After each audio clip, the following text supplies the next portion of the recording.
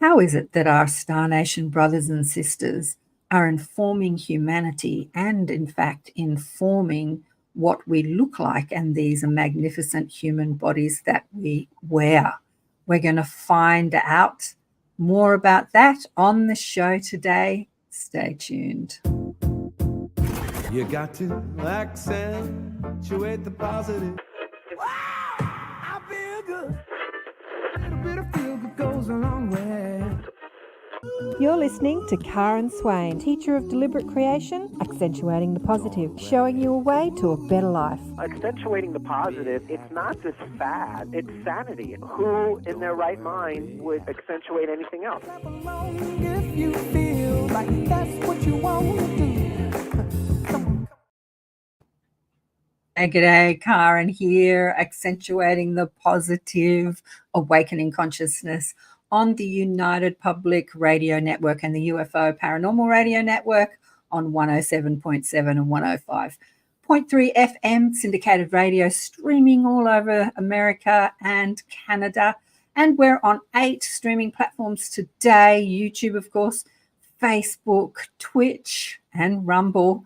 So we're everywhere. Well, I've got a fascinating, exciting guest for you today who's going to talk about her incredible journey with her Star Nation brothers and sisters. And we've just been yakking for about half an hour online. I have to repeat most of the conversation because it was so good. I'm like, I wish we were recording. So about her connection with other people who are from the Star Nations in a hybrid form, who are all over the world. And so I'd love to introduce you to Jacquelin Smith. Welcome to the show, Jacquelin. Oh, thank you, Karen. It's delightful to be here today. I'm really looking forward to it. Jacquelin and I were just talking about Judy Carroll, who's coming. I'm pretty sure Judy's coming on the show next week. And Judy's an Australian. Well, at least her body was born in Australia. and I said, you know, you're good friends with Judy and Jacquelin. Do you want to share with people what you said about your connection with Judy? Judy is one of my closest friends. We're very close, and we have actually been ET siblings at least once in another lifetime. And actually, we remembered. We had the same memories as we talked. It just unraveled, and it was beautiful. Yeah, I loved that. We were talking about other galactic gals, but we'll get into that in a minute. Let me just tell you, if you haven't seen Jacquelin before, actually, Jacquelin and I were just on the portal to Ascension, Humanity's Great Awakening. There were 77 speakers. You were one of them. I was one of them. And there were like 70 more that went for 11 days, an free online conference. So if you want to check out some of the speakers, go over to Portal to Ascension on YouTube. I think that's the place to find them. But Jacquelin, let me tell you a bit about her. Smith has been communicating with star beings, interdimensional beings, and animals since early childhood. Her fascinating and otherworldly true story will expand your consciousness about humanity, the cosmos, and who we truly are, star beings. Today, we will journey with Jacquelin as she recounts her lifelong encounters with star beings starting at the age of 3. Her experiences on the starships, where she met her star parents, attended classes to enhance her innate psychic abilities and expand her consciousness. Jacquelin was also given messages of hope for the future, hopefully hope for the future, to share with humanity. And as an adult, Jacquelin retrieved her profound memories about her earthly and cosmic upbringing, along with several near-death experiences, remembering having hybrid children and how she was a part of the hybridization program. She is an internationally known animal communicator, light linguist, and author of 3 books. In her book, Star Being in the Mirror, let me bring this up. Here we go. This is my journey as a hybrid. Jacquelin chronicled her lifelong encounters with star beings, discussing the importance of the hybridization program as well as light languages. She also has authored Animal Communication, Our Sacred Connection with the Animals, and let me bring this one up, Star Origins. which is about, where are we? Which is about, and wisdom of animals, talks with animal souls. Wow, that sounds like a fascinating book, Jacquelin. And you've presented webinars about mantis beings. Recently wrote a book, an ebook about the mantis, which is a free download on your website, right? Yes. And Jacquelin's website is Jacquelin Smith, Jacquelin without the E on the end, smith.com. Okay, let's get into your story. And please remember, if you're listening to the shows and liking the shows, I do have a link under all the shows for donations if you'd like to donate to the shows. I've been doing these shows now for about 16 years and I don't monetize my shows at all. In fact, I was going to quit because I don't monetize my shows and put ads all over a certain platform. That certain platform just completely stopped showing my shows to people. But then I went on syndicated radio this year, so we're speaking to about 300,000 live listeners through the syndicated radio network, UFO Public, the UFO Paranormal Radio Network and the United Public Radio Network, which is fantastic. But for those people who are online watching it on YouTube or Rumble, there's always a link where you can donate. Right, I forget to say that. 15 years, I think I've only said that a dozen times on the show. Must remember to say that.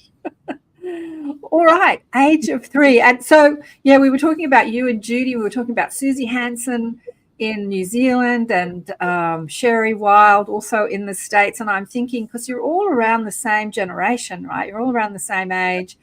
And you're all these hybrid dual souls that have been placed on Earth in different parts of the Earth to inform humanity about who we are as multidimensional beings and how we are connected to the stars. Do you want to go into how it all started? Well, for me, my journey started when I was actually in my mother's womb. And my mother was taken aboard a starship, and the star beings on the ship injected me with what I call a cocktail, a DNA cocktail, from 7 different races. So that's why I call myself a hybrid, because I was genetically altered by the star beings. In the larger sense, we're all hybrids because we all come from many different star systems, and we have a mix of all kinds of different races. Some might be pure, but many are mixed as well.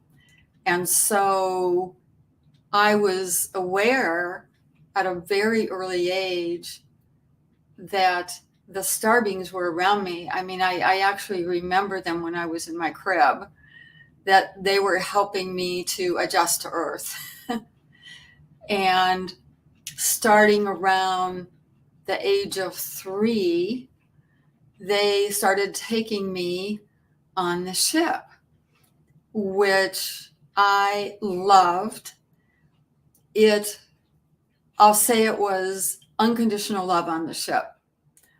All the beings who were there loved unconditionally. So it was like being in heaven. It was just incredible.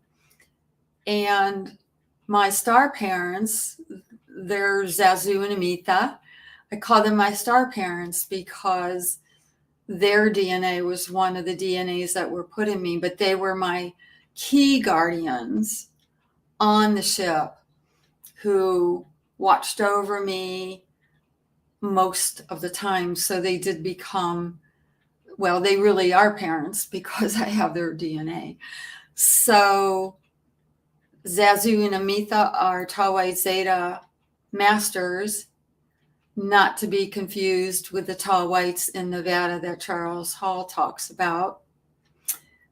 Zazu and Amita are from Centauri B, that area, and they are very loving, and they're probably, when I look at them, they're probably about 5'4" or so, had beautiful shimmering white skin and the almond black eyes.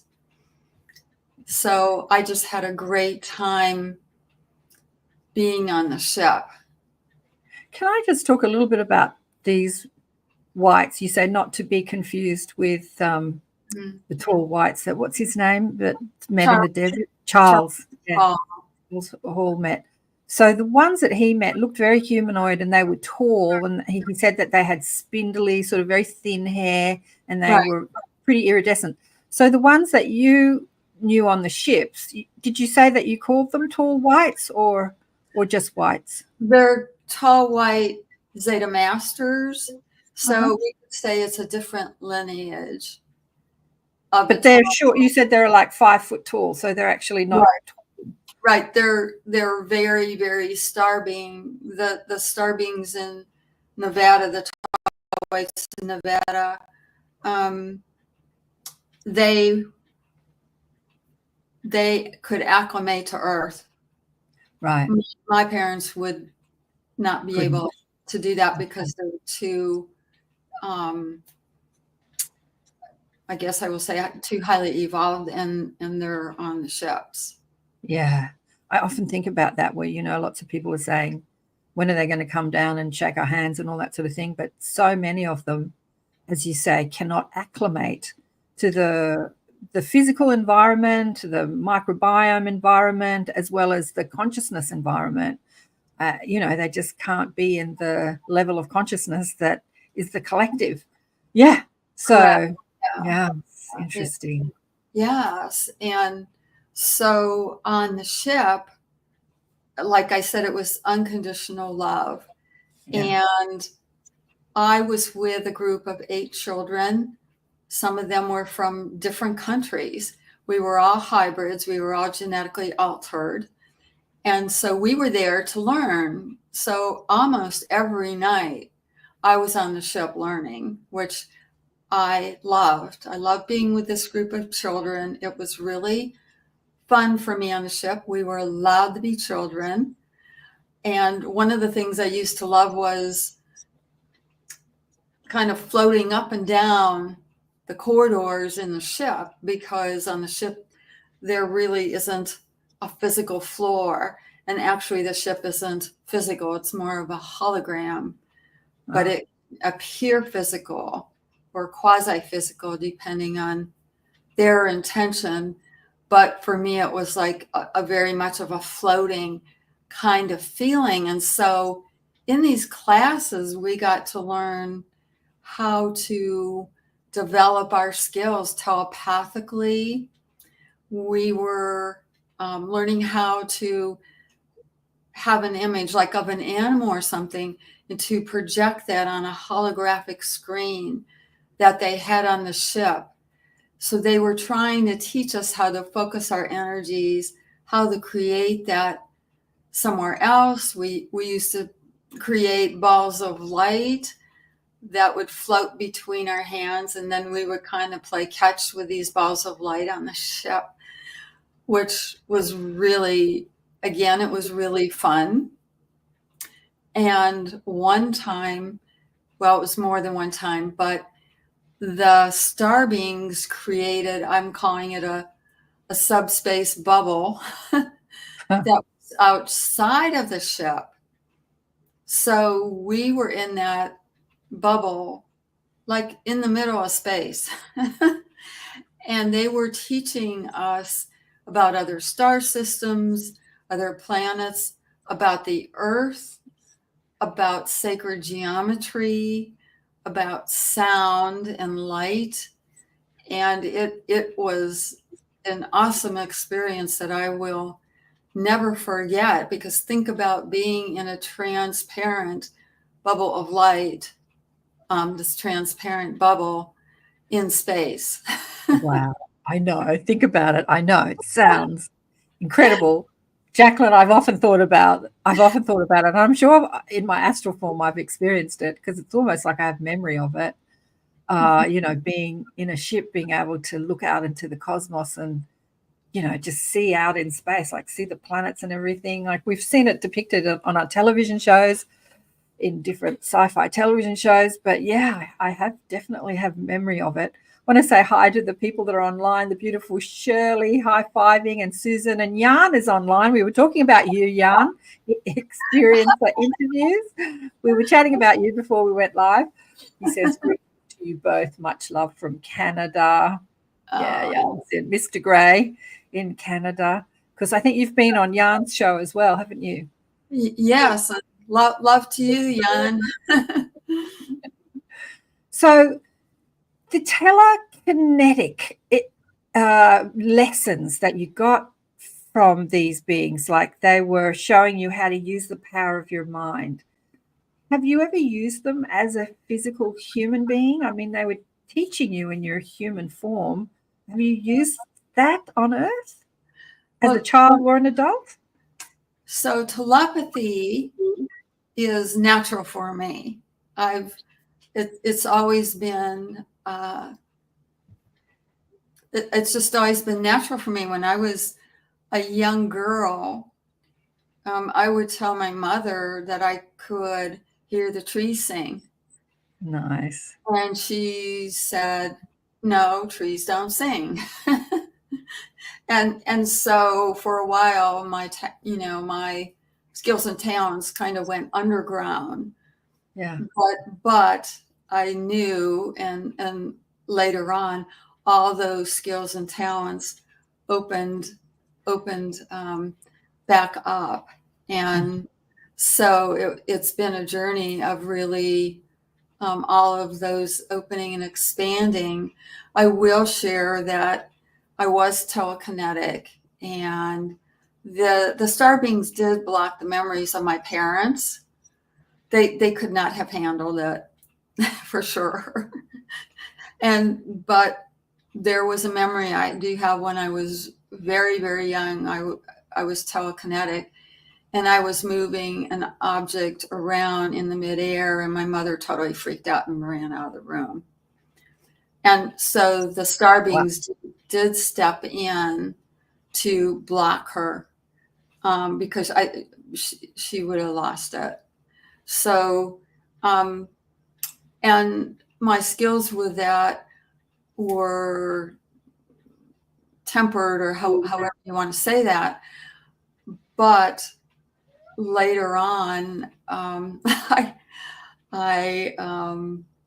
was just sharing this on a webinar I did, that I would walk down the aisles in a grocery store and things would fly off the shelf.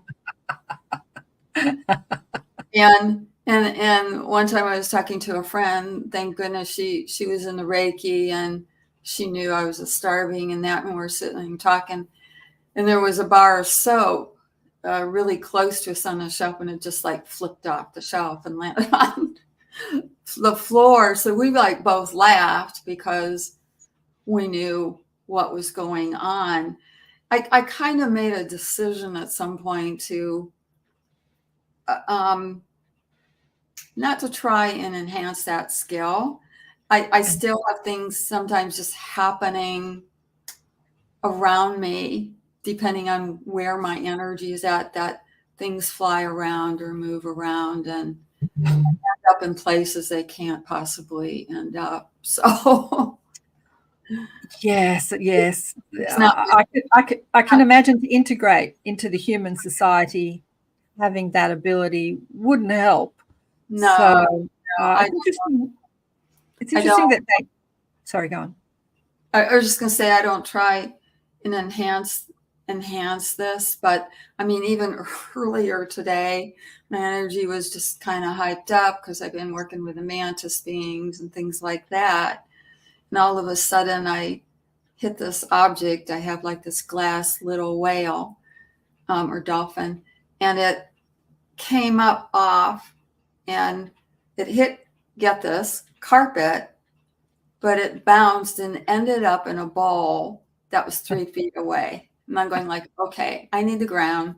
I need to. So things like that happen. And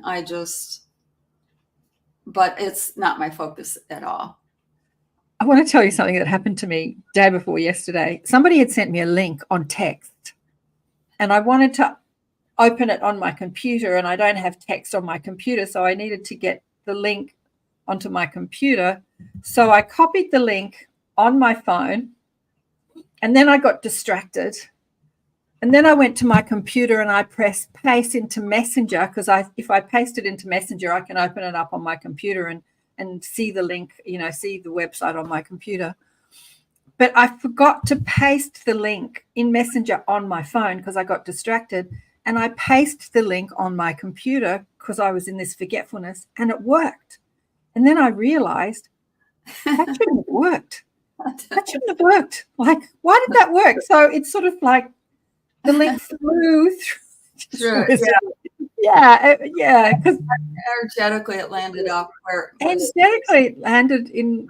I should have pasted it on my phone in Messenger, but I went to my computer because I got distracted and forgot, and then went click paste, and then it worked. And I'm like, oh my God, yeah, it was so strange. I just want to say hi to Alison, and Jan says hi. Yeah, and Rob is here. Hi, Jacquelin Smith. Miss you. Oh, hi, Rob. I miss you too. He says. Robert Fullington. Yeah. And he's sending ET hugs. Yeah. So, but I think that these, I would imagine as a child or as a young adult, you made that decision, but these sorts of abilities are coming back on tap, back online. Have you started playing with them, like reopening them? Well, the talents and gifts that I've been given, I continue to use them, and they do continue to expand and grow, with what we're walking through now. What people call the junk DNA is not junk DNA. And there are light codes in the junk DNA that are really opening at an accelerated rate right now. So many people really are getting more in touch with their intuition, clairvoyance, clairaudience, just everything. All these talents that really are innate and natural are now opening for many, many, many people. Yeah. But you would have been able to read people's energy your whole life, right? You know when someone's lying, how someone feels. I mean, I have, and so it's not like that was turned off. Oh no! I've never turned those off. The telekinesis I turned off because walking down the aisle of a grocery store and stuff's flying off the shelves as you're walking down is not a deal. It's not what you want people to really be seeing, right? And so I'm here to share, what I know, the talents and skills, all that's wonderful. But for me, I like to share my journey as a star being, helping support other experiencers and hybrids so that, they know they're not crazy, and that, they can maybe resonate with some things I've written about in my book or that I talk about. So it's, to me, that's the key focus. And I always like coming from the heart. The heart is the key thing with all of this anyway. The star beings have told me forever that living from the heart is the most important thing. And right now, it's even more important that we listen to our hearts and follow what our hearts are telling us in terms of our own lives, what our missions are, and to follow that. Yeah. To me, that's always the most important message. Yeah, I love that. And I've noticed, having spoken to a lot of galactics and the hybrids and dual souls over the years. Judy has that message. She really hammers that message home. It's fascinating to hear about all the extraterrestrial things, but if we don't stop fighting with each other and hating each other, we're not going anywhere. They're not coming to us and we're not going to them. It's like we've got to feel more unified and more connected as a human race, right? Yeah, one of their key messages that they've shared with me for years and years and years and years is we are all one. They understand that in a way, with us, with the 3D, it's people think we're separate. We're all separate. But moving into the higher dimensions, really coming from that energy, from that point of view, we are all one. And the star beings understand this in a really profound way than we do. They really understand that energetic oneness, that it's true. There is no other, that we are all one. And to really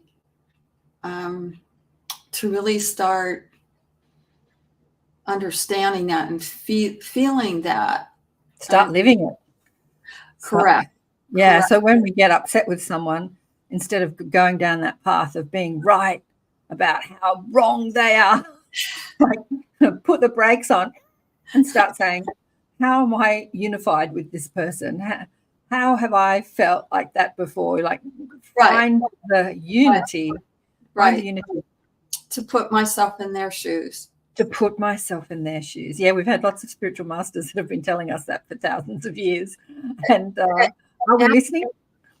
Absolutely. And I wanted to mention, when I was on the ship as a little girl, one of the most wonderful things that I got to experience was us connecting with the hybrid children on the ship. Yeah. And the hybrid children on the ship, when I would enter a room to see the children, they were all colors. It was like seeing a rainbow. There were beings who were blue and red and orange and pink and black and white. And some of them had a lot of hair. Some had little hair. Some had no hair. Some had almond shaped eyes. Some had round eyes. Some had 3 eyes. So there was a wide variety of these children, and there were guardians on the ship who watched over the children, and they really loved the children. So when we played with them, they what we had to give them was to help them understand what it was like to be more human. So there was one particular little girl that I played with named Aslan, and we used to swing our arms together and do those kinds of things that little girls do. And so I was helping her understand what it was like to be human, and we would play hide and seek and patty cake. And so they were, I was helping her to understand her human DNA that she had within her. Yeah. And she was helping me to better understand the star being DNA that was in me. So she taught me more about telepathy and telekinesis. So there was this incredible exchange. And Aslan at one point was ill, and she had to leave her body. They did this beautiful ceremony where she was conscious in leaving, totally conscious. I watched her leave her body, and her body just dissolved, and she was just light. Wow. And it was an amazing ceremony, sacred ceremony to watch. And I was really close with Azalon. So what was a real gift to me is later on when I had my hybrid children, she was one of them. Oh, So she reincarnated as one of the hybrid children. beautiful. And that child is one who looked like me on the ship, because I used to visit, when I was older, visit my hybrid children on the ship. I have over 40 hybrid children, but Wow. she looked just like me, and they integrated her into the earth plane. She lives in another country, and she and I communicate telepathically. We've never met, probably will not, but we have conversations. She's a healer. She has 2 children and a husband. So we have these conversations telepathically, which is really, I'm really grateful for that. And so it's more and more hybrid children are being integrated onto the earth plane to help raise the consciousness of humanity. And the whole point of the hybridization program is for evolution, is for humanity to have the opportunity to evolve. But they benefit as well, because a number of my children, I call them children, they go to other star systems. They're sharing about the human DNA. Right. As well as the other DNAs they might have, within them. So it's a whole cosmic evolutionary process that goes on with the hybridization program. And it's, I've experienced it in a very positive way. There's various ways that hybrid children can be created.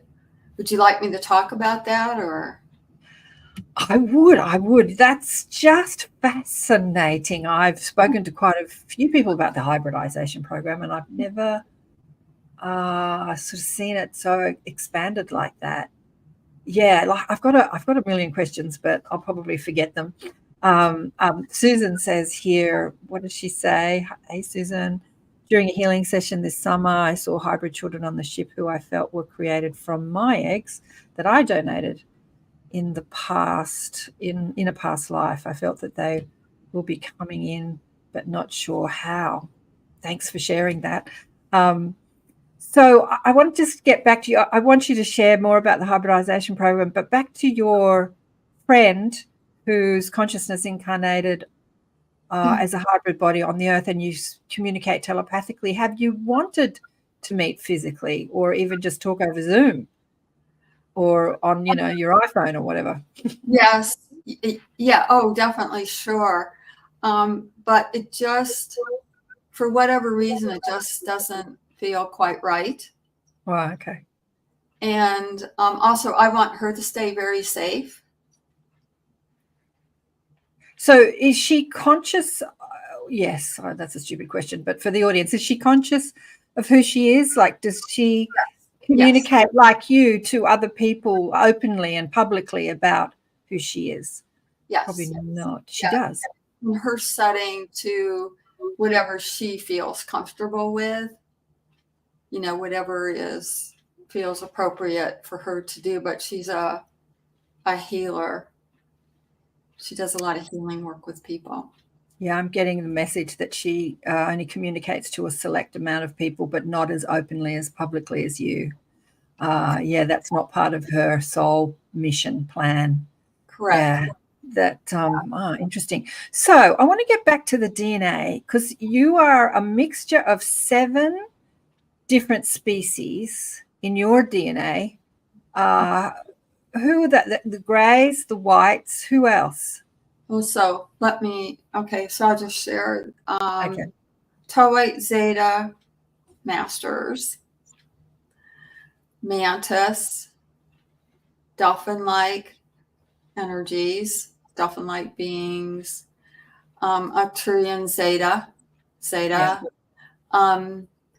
Celestial and Quasar, which is my original star origin, and a chameleon-like being. So Quasar was my very first expression. They talk about themselves. They're only in the etheric form. They've gone through ascension and all of that. They're in etheric form, but they talk about themselves being from the 12th universe, outward from Earth, energetically speaking. So those are the. When I say Zeta, we could say gray. So Yeah. The Zetas are from Zeta Reticuli, but it's interesting that you say that there are Arcturian Zetas or Arcturian Greys. Yeah, so the Greys, I think, are all over the universe. They're not just particularly from correct. the Zeta Reticuli system. They're like Palladians. You can have Palladian Greys, Arcturian Greys. Yeah, they're everywhere, right? There's all these mixes of different hybrids. Yeah. Mm-hmm, mm-hmm. To me, it's fascinating. It's really fun. Yeah, the hybridization program has been going on since time began, well before humans started. Exactly. Incarnating on Earth, or it's been it's massive. But I've talked to my mob about it, and they've shown me how. I think a lot of people have spoken about it, how it's been the evolution of the human form has been all a part of the hybridization program. And I look at my mother's family. She came from an English family, and they were all short, like her parents were short. I studied genetics when I was studying to be a naturopath. And all the children were tall, which is, when you look at the genes, is impossible because the tall gene is the dominant gene. So two short people supposedly can't have tall children, right? Unless there's like a hybridization program going on. But she looks so different to the rest of her family. They're all kind of fruggly looking. And then she looks like she doesn't belong to the rest of her family, although she carries the genetic structure, same jaw, same nose. And I often wondered why she looked so different. And then she died like 45 years ago. They'd tell me that, she was like, her DNA was more upgraded than her siblings. Yes. And then I carry that, and all her children carry that. And so it's been going on since time began. Yeah. And we're all being upgraded. And so, and this is connected to, our ancestors and to the ancestral lineages. Yeah. So, with being a hybrid, even though my parents never talked about any of this. Mine either. Yeah. And so, but it is ancestral. And I did discover that both my parents actually are hybrids. Yeah. Mm-hmm. And that goes back, and that goes back, and that goes back. So I think what's really exciting is all the star children coming in now. They're coming in pretty wide awake, where it's taken me years to, in my journey, discover more deeply who I am and, everything about myself. They're coming in, at a very early age, 6 years old, 5 years old, whatever, saying, well, I'm from da-da-da-da-da-da. My mission here is, so they're like hitting the ground, ready to go. Yeah. And we really need that on Earth in order for humanity to really kind of step it up to evolve in bigger ways, I'll say, in their consciousness, and accepting, we come from the stars. There are other beings out there. It's not just us. Getting beyond that limiting paradigm, the mind, the ego thing of, we're the greatest, we're the best. And that's just not true. Humanity is wonderful, amazing, but there are a lot of other species who are pretty incredible. Yeah. We talk about the evolution of the human consciousness and the human form. And I want to go into going back to feeling more loving and unified, like why you had those NDE experiences. It's like when you were designing this physical life, they were obviously a part of the plan to awaken you, give you the experience, maybe more of, you could say more about this, of that unified feeling. But I'm just thinking about even my parents, like I came in to do a specific job and to be more psychic and to be more open and to be able to channel and telepathically communicate. And this was designed generationally, like the bodies had to be prepared for me and you to do what we do today, right? So generationally, it's gone, like we've tweaked the DNA and that grandfather and mother and then, and yeah, like looking at my mother, as I say, she stands out of the crowd of her family looking completely different. So they've really tweaked her DNA completely. She wasn't awake in her lifetime consciously, but I carry that extra DNA so that I could be awakened. It just goes back to, it's such a bigger picture than just like, oh yeah, it's about me and my life. It's like generation. Yeah. Yeah, it's really amazing to think about that, the lineage that started from the very first human being on Earth, how all of that started and how the star beings follow that. Yeah. And how it continues like the next generations, as you say, yeah. And how it is a soul choice. Yeah. How it is a soul choice, that no one is really a victim, right, of this. And I think that more and more people are becoming aware of that, who are experiencers in that they are not victims, that their soul chose to have those experiences. So when I've had 3 near-death experiences. I had one at 6 years old, and that one was very, very profound for me, because I can remember it very clearly. When I went to the other side, I was with the angels. The unconditional love, there are no words for it. The love is just so profound. And also during that time, I was connected to the star beings. So it wasn't just the angels. The star beings also came in, and they were doing some things with my body. I had fallen down a big flight of stairs.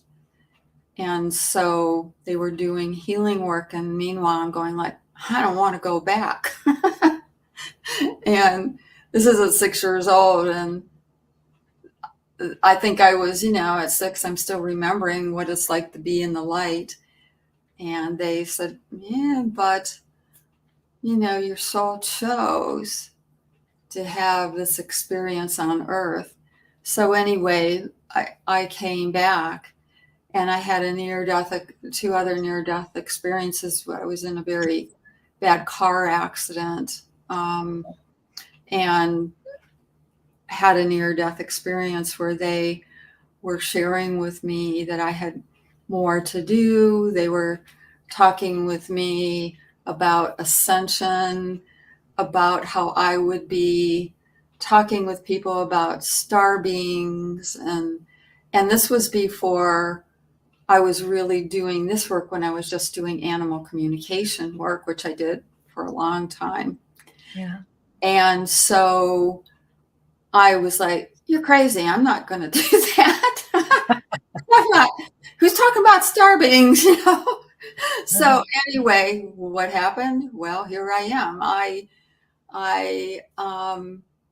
It just all unfolded naturally for me. And now I love talking about the star beings and that. But the point of the near-death experiences for me, they are all initiations. They were all initiations for me to, for my consciousness to expand so I could continue to do the work I'm doing. Even though I was on starships at 3 years old, when they would send me back to the earth, I would forget that I had been on the ship. Yeah. So then I had this near-death experience, and it allowed me to, in my framework, to continue to evolve, have a deeper understanding of what reality really is. It's not this, but what those other realities are, and to talk about them as well. But they're initiations. I feel that's really important for expansion in our lives. You know, at least they were for me. And I've had many different kinds of experiences in my life, all kinds of psychic experiences that most people wouldn't even believe. Like all my Thanksgiving experiences I had that maybe we'll be talking about, where things are flying around my house, you know, after I was on a starship. So all these things are real, and I'm really grateful that I had those expansions. Would I personally have chosen those experiences? No. I was in a really bad car accident. I was in the hospital for a couple of weeks. So you did some damage to your body, your physical body. Would you break a few things? Yeah. Sometimes I call them sledgehammer moments. Like, the guides say, you know, we can wake you up and get you to do things just by telepathically communicating with you, but you have free will and you can say no. Which I've done a lot. No, not going to do that. And then they'll like do a sledgehammer moment. Okay, I get it. I'll do it. Sounds like control. It's not. Well, our soul will step in at different times, right? You know, which the personality may not always get what it wants, or you know what I mean? Set an intention. That might not be the soul's intention. Right. Exactly. And so it's like, get on track, girl, because it changed my whole life. The car accident I had changed my whole life. And that's when all my psychic gifts, oh my gosh, started opening more, and I had to really get them under control. Wow. So how long ago was that? So you had this when you were 6, and then you had 2 other car accidents, right? Mm-hmm. So the first car accident was the really big one, or was it the second one? Yeah, I had one in around 1980 or something. Okay. Yeah. And then one, I don't know, 25 years ago or something. I don't. Oh, okay. I haven't kept track of. But yeah, and I'm grateful. I've had a lot of healings, and when I was on the starship during Thanksgiving, they did a lot of healings, and I'm still do healing. You know, we're in the 3D, right? So that's debatable. So I don't think I'm in the 3D anymore. So many of us are now connected to the new earth, or are in the midst of connecting to that new earth in the higher dimensions. And I was told that I was now connected to that. Can I just share with you what they're showing me? Sure. You said, I don't know if we're still in the 3D, you know, where so they're showing me these bubbles, and they're saying that the 3D matrix is within the 4D matrix, which is within the 5D matrix. and they're showing me that the 3D matrix is just literally shrinking. Do you know what I mean? Like shrinking. And as it shrinks, more and more people become aware that they're in a different matrix, like a 4D, 5D matrix. But yeah, so the 3D matrix is still here to be, yeah, right, to be experienced. They're just showing me all the wars that are going on, and I'm like, yeah, I get it. Yeah. But that's a great way to put it. And because I feel that too. And so it's a great opportunity, and it's a great time to just really, again, be open to the shifts that are going on within us, within our DNA, within, the world. And it may, with all that's going on, it can seem really, really horrible.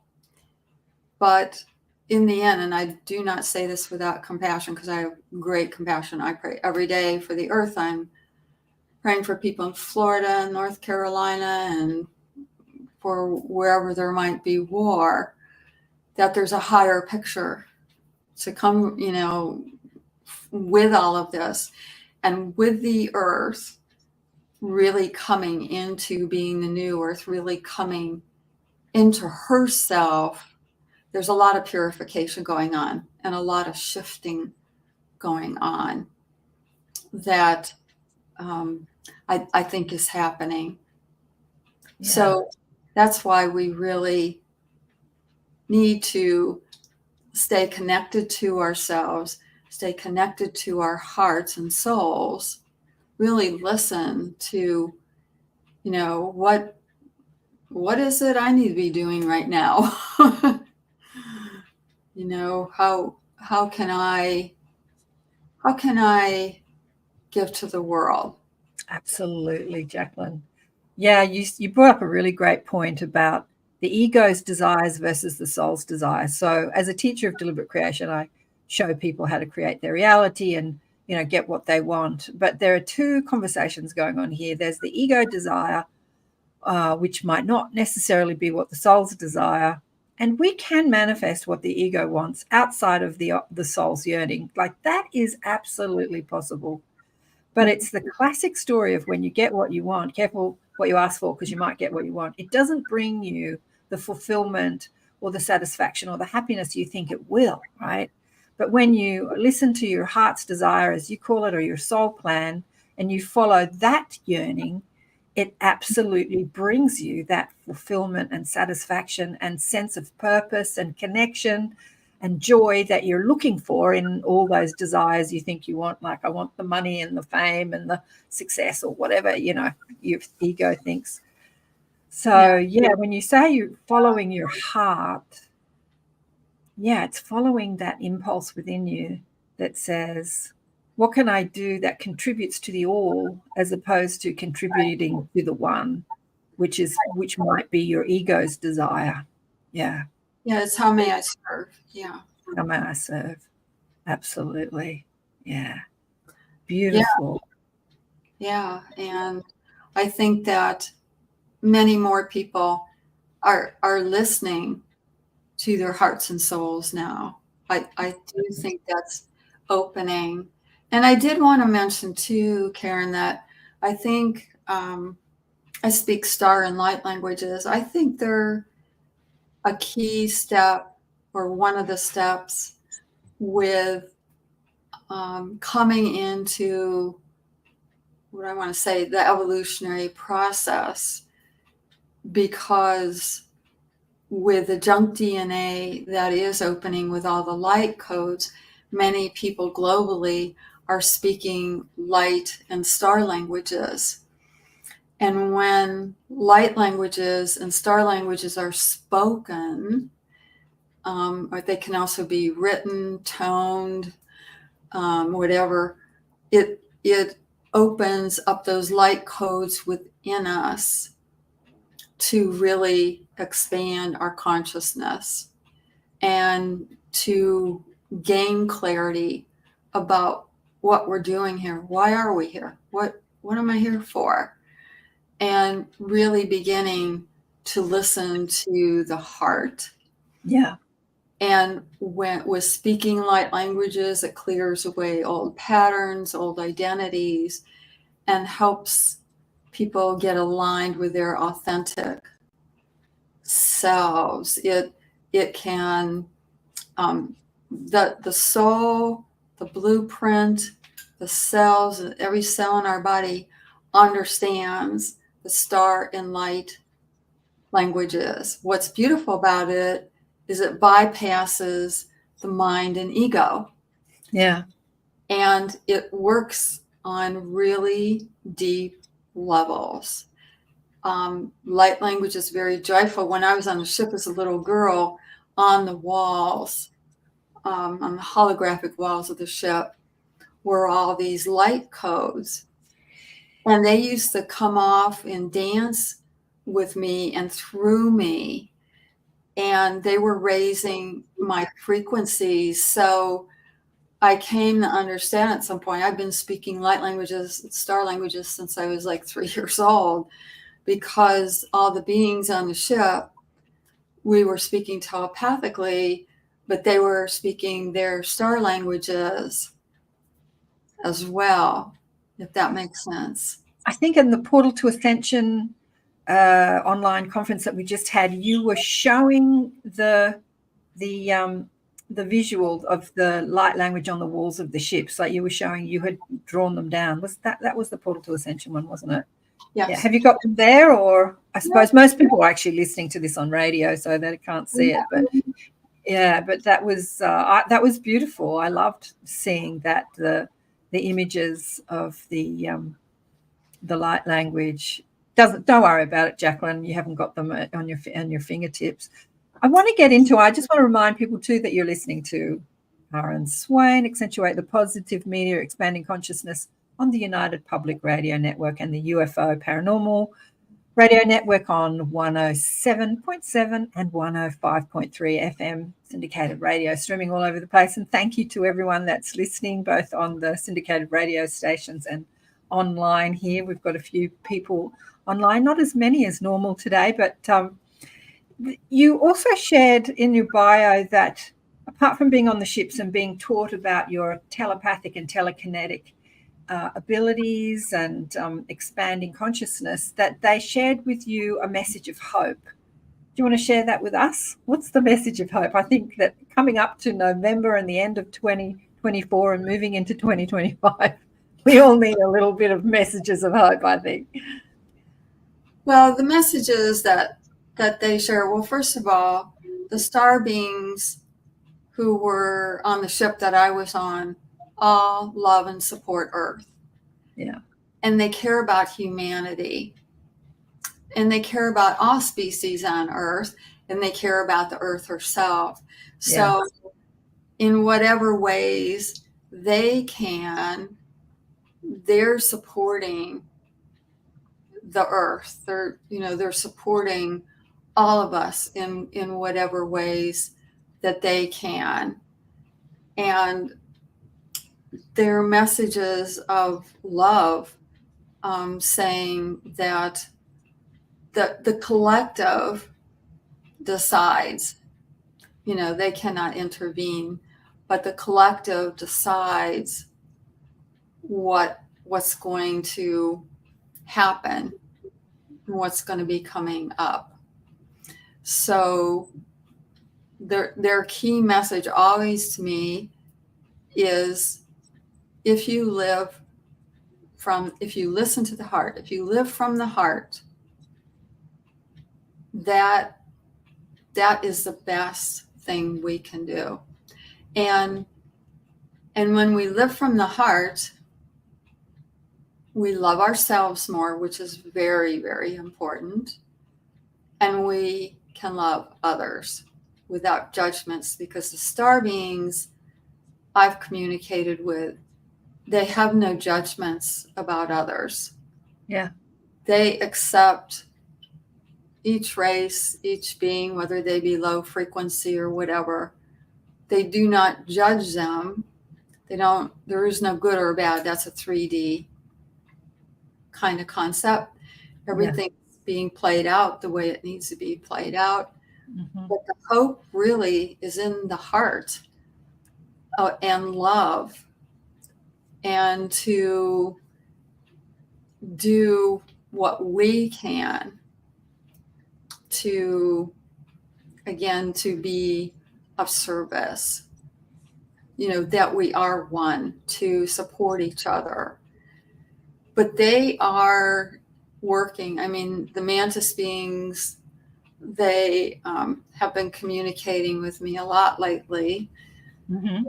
And, they're sharing what they can. They're working to keep things in balance energetically with the earth.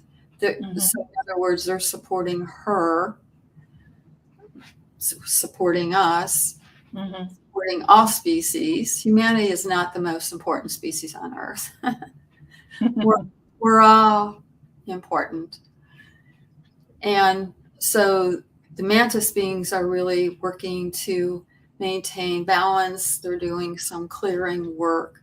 A lot of races are doing their own part, their own work. Puzzle piece. Thank you. Like Yeah. a big jigsaw puzzle, and everyone's got a job to do. They've got a piece of the puzzle. Like you do this and you do that, and yeah. And I think, Karen, there's a lot of hope here, because more and more people globally really are waking up. Yeah. And understanding that they are, whatever you want to say, cosmic citizens or star beings. We are not from Earth. And as everyone continues to awaken and open more and more consciousness, is expanding. And with that comes more awareness and more, I think, people can be led into the heart. The mantis beings talk to me all the time. All these beings do, about being in the heart. And I just think last week put on YouTube a technique that the mantis beings gave me to connect the heart with the brain, which connects us with the pineal and the pituitary, then back to the heart, to the abdominal area, which connects us with our other brain, our gut that knows the truth, and back to the heart. So it brings, a connectedness. Excuse me? Cohesion. I was just going to say that, so that I feel that was given to me to share, to help people stay connected to themselves during this time, and to not take in just all the world's stuff. Yeah. It's easy to do. It is. It really is. Taking all the world's stuff. Like, I had this beautiful woman on the show. Jacquelin and I were yakking for about half an hour before we went live. Anne Tucker, who channels the angels, and she does a lot of predictive stuff. And she was talking about the earth changes that are coming up. And there's a lot of people online talking about the mass exodus, a lot of people dying. There's been a lot of people leaving the planet since, well, they're always leaving the planet, I have to say, but it's been increasing since 2020. Jacquelin and I were talking about a friend of mine, because I said, not just people who are asleep, because I think that Anne Tucker was saying that as we shift into a new reality, because Mother Gaia's consciousness is raising, so it's not about good or bad or right or wrong for like who stays and who doesn't. It's just like, who's coming with me, she says, because I'm shifting into a new experience. So who's coming with me? So people that are very galactic and spiritual and cosmically based are leaving, and people that are very asleep are leaving. So there's no, like specific that's leaving. What do the mantis or your star mob say about this mass exodus, people leaving their physical form? Yeah, it's, well, of course, the soul decides that. Right. And so it's their souls are just choosing to move into a different consciousness at that point, this point, whatever, to have a different experience. Like everybody, hard to find words for this. Everyone is not meant to be here. Everyone is not meant to be awake, like you were saying, Karen. Yeah. So, but there are periods of time because of the energies when more people choose to leave, when their souls choose to leave to go do work on other levels. Yes. Mm-hmm.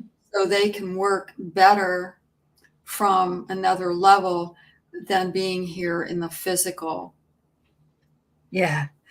And Jacquelin and I were discussing a friend, because I had a friend who died about 10 years ago. He was only 62 at the time he died, so he'd be 72 now if he was still alive. He was totally cosmic. He put on events in his house, and he was always talking about this stuff, and he had 7 kids, and his kids always thought he was crazy. You're mad, Dad. You're mad. You're mad. You're crazy. You're crazy. But, yeah, he died young, 62. He died young. And but he's back. He actually already incarnated as his grandchild before he even left his physical body. Like, he's back. So it was almost like he was just swapping out the old body for a new one, because he actually does want to be a part of this shift. Right. But he wanted like another body. Like, oh, this body's a little old. I'm gonna get a new one. And yeah. So yeah. So how old would his grandchild be now? Like, he'd be a young teenager now. Wow. Yeah. Yeah. So yeah, death is not the end, as like we think that, my mother, who died 45 years ago, she's back. She's a young adult now, even though she wasn't consciously awake in that lifetime. She has me as an auntie now, who is consciously awake, who can help her be awake in this lifetime.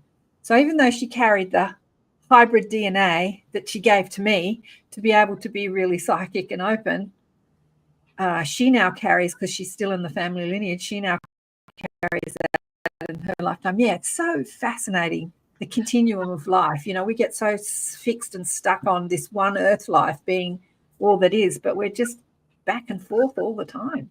Yeah, it's just a shift. It's just a shift into another plane of consciousness, or however you want to say that.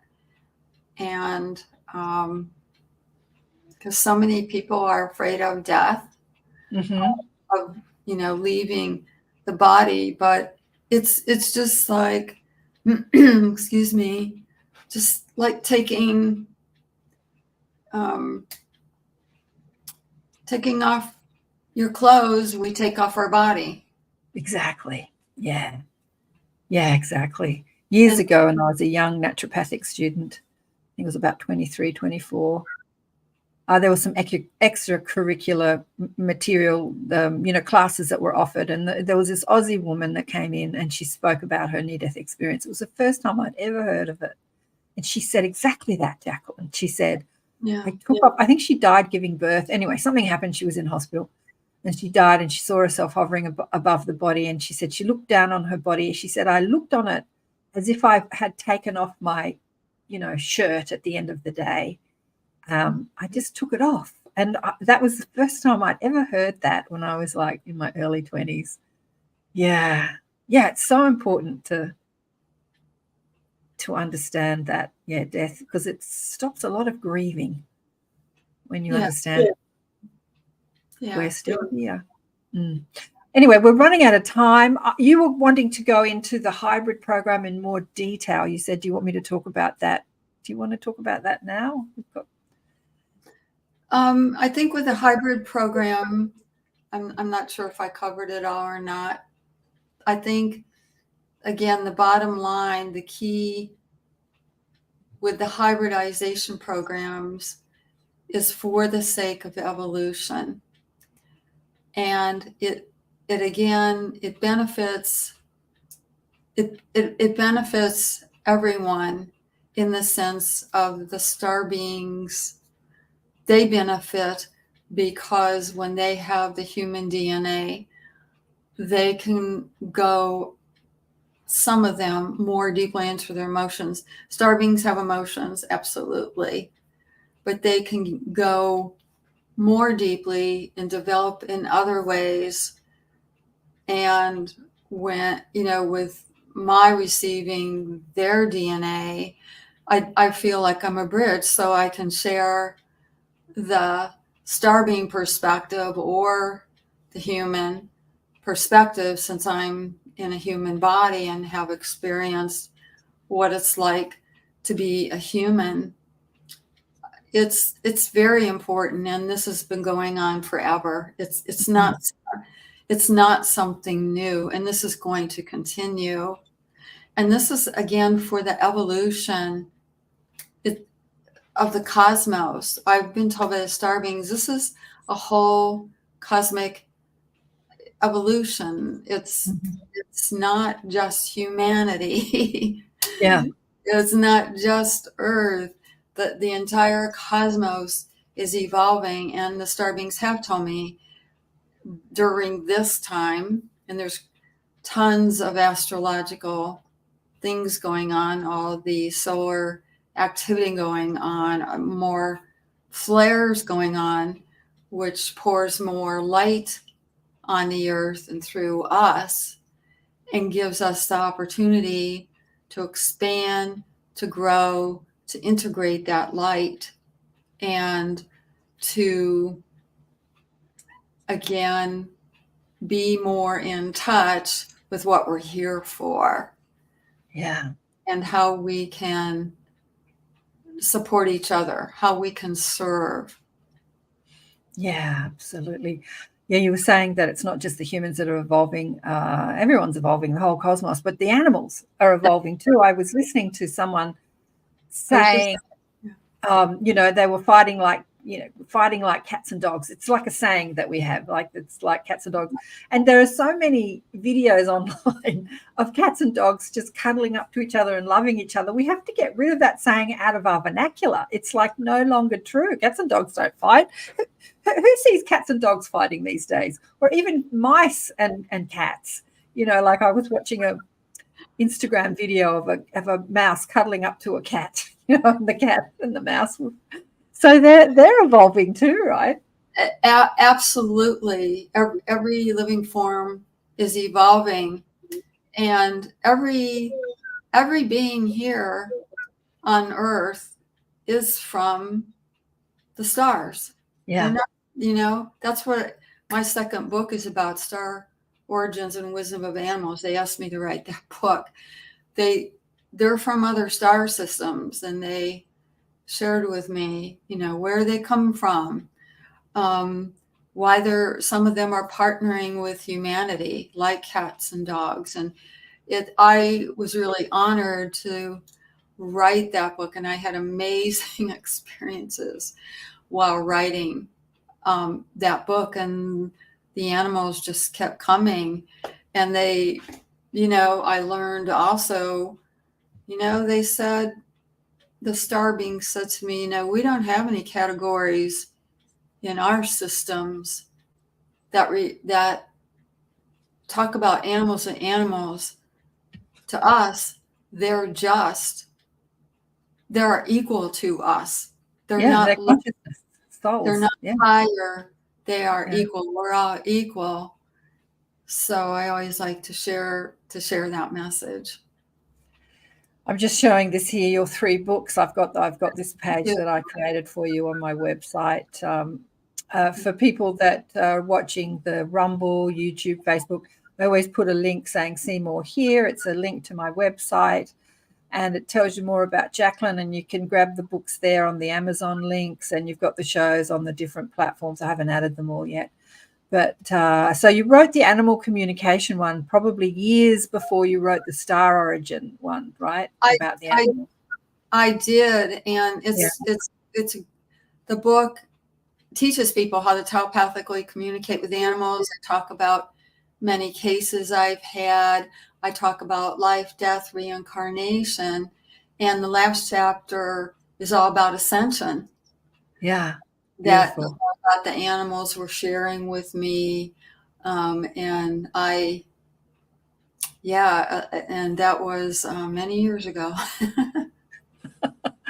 I know. There's so many things we have to take out of our vernacular with regards to this, because it's just not true anymore. Like, I'm thinking of that Tom and Jerry, you know, how Tom the cat and Jerry the mouse, I think they're always beating up on each other.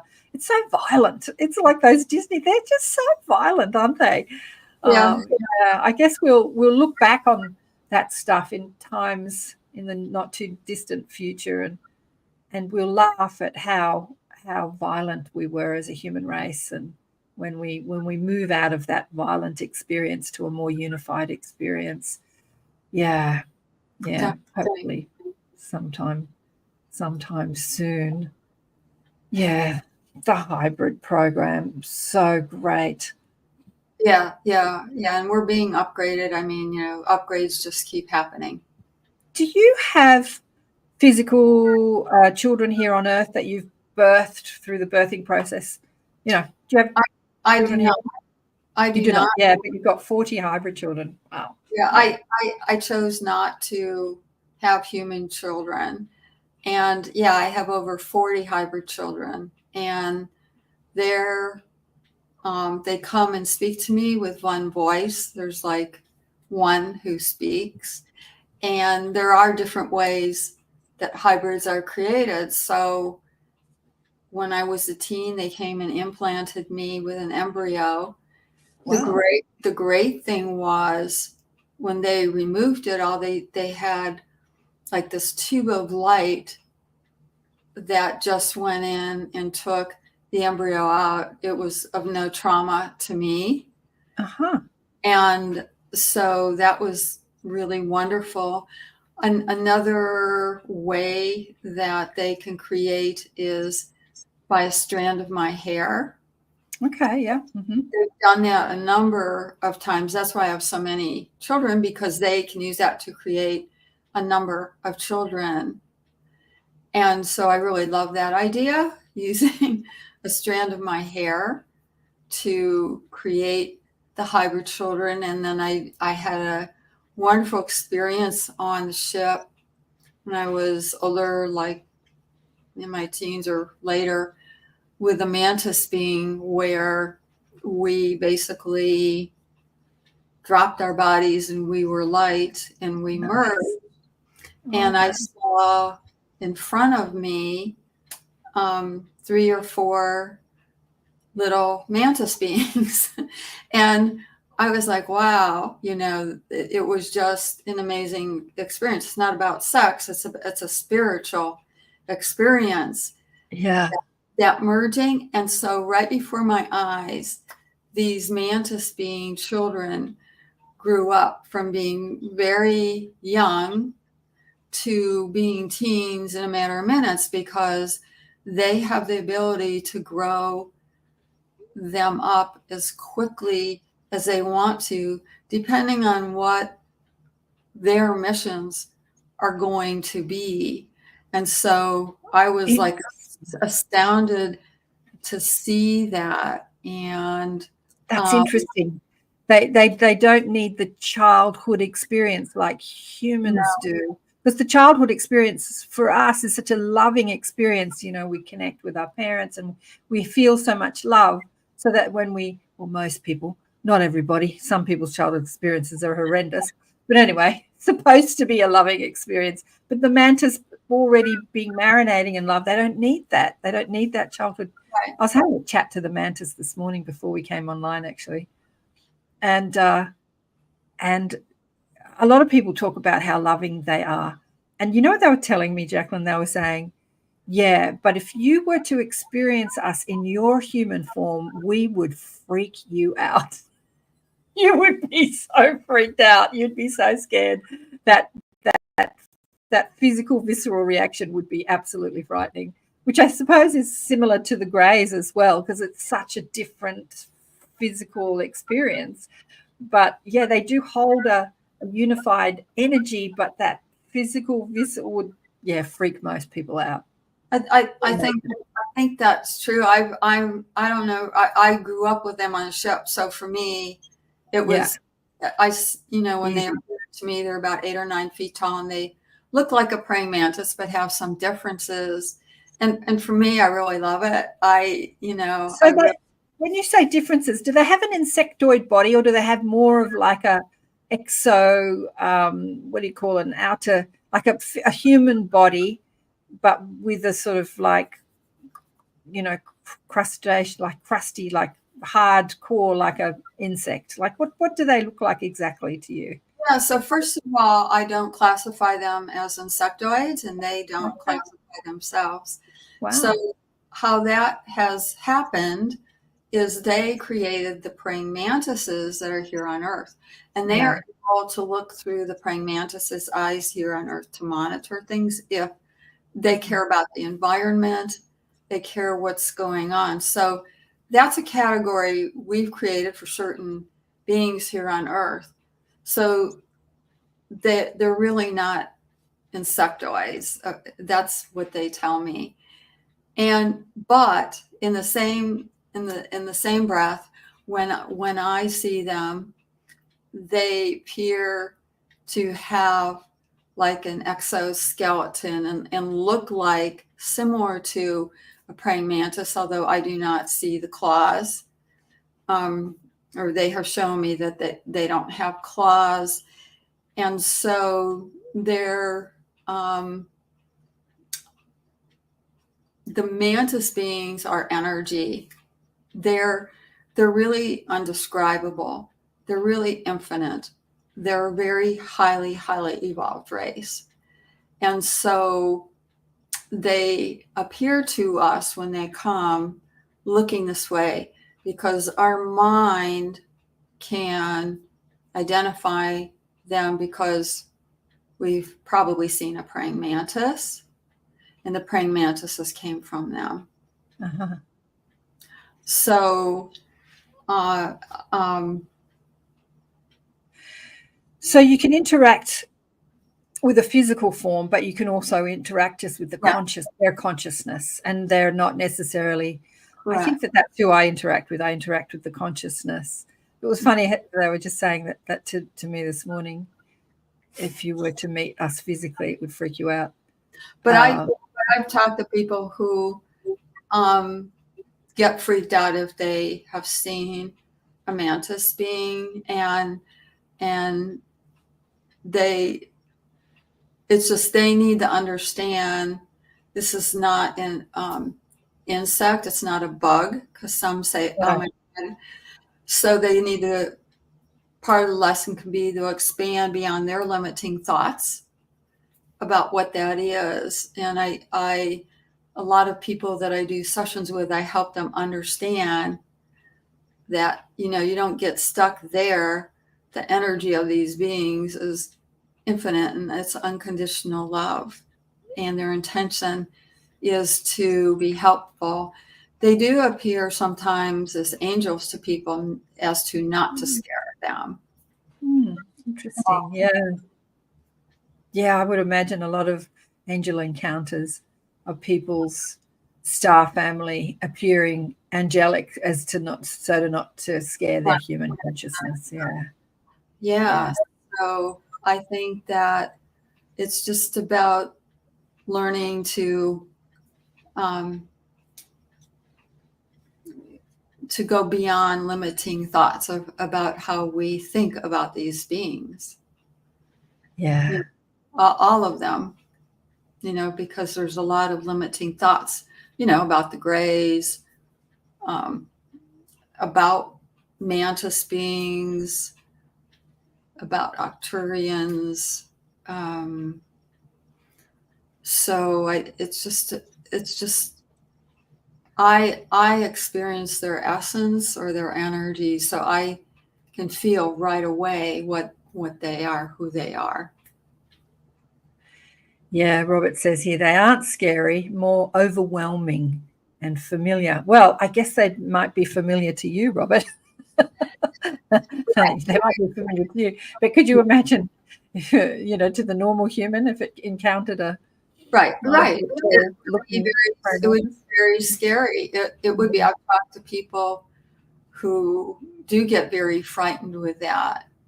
you know. I want to go back. What have we got? We've got about 6 minutes left. We're running out of time. God, this has gone so quickly. You are fascinating. You are just so fascinating, Jacquelin. You have so many experiences. We've only just scratched the surface with you.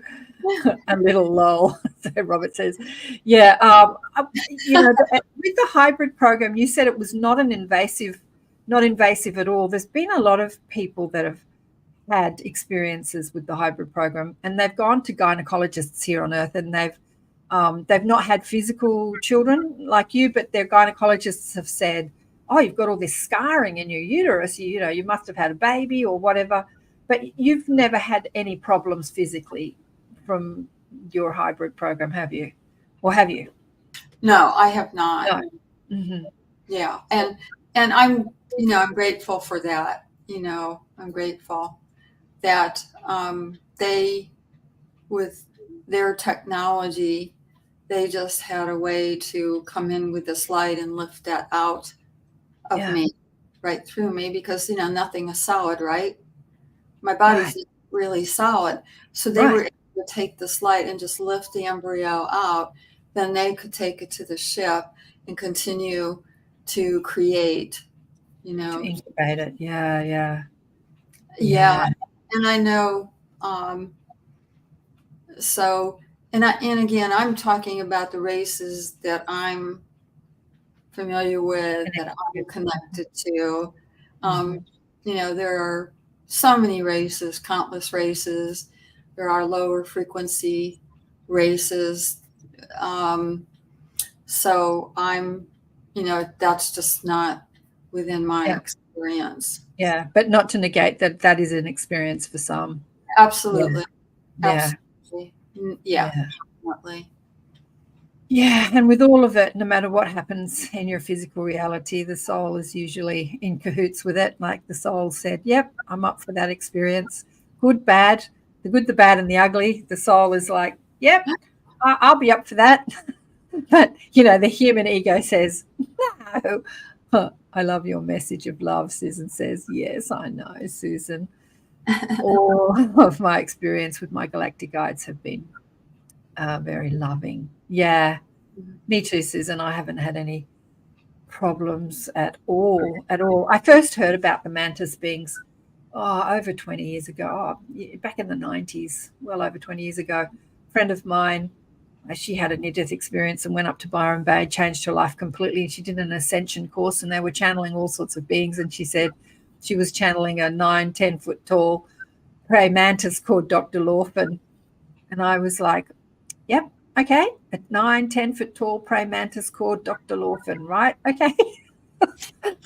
You know, it was put into my consciousness years ago, 25, 30 years ago. But I didn't speak about it a lot until the last decade, actually, and really know who the mantis are and how amazing they are. But it was that information was given to me and to chew over for a while. Like, I'm going to chew on that one. There's like this highly evolved being that is informing humanity, and it looks like a praying mantis. All right, we've got 2 minutes to go. Thank you so much, Jacquelin. You are amazing. Just tell people where they can find you. Thank you. Yes. If anyone wants to contact me for a session or check over my website, www.jacquelinsmith.com, there are free downloads of light language and also a free mantis ebook, and also, webinars that I've done there. So, you know, you can just look around, see what you might be interested. I do a lot of star origin readings, light language sessions with people, and connecting people with their hybrid children. Also, I love to give messages from hybrid children to the person. Well, that's amazing. I might come and have a session with you to find out if I've got any hybrid children. The guides tell me I have, but I have no memory at all. Anyway, we've got to go because it's we've run out of time. Thank you, everyone, for listening and watching, and thank you so much, Jacquelin, for sharing your story with us. Big love. It's been big love to all of you. Thank you. Love to you. And please remember, if you're liking the shows and you want to donate, I'm saying it again, there is a link under all the shows, both on the audio platforms and the video platforms, if you want to donate to the shows. Thanks, everyone. Love to you all. Bye for now.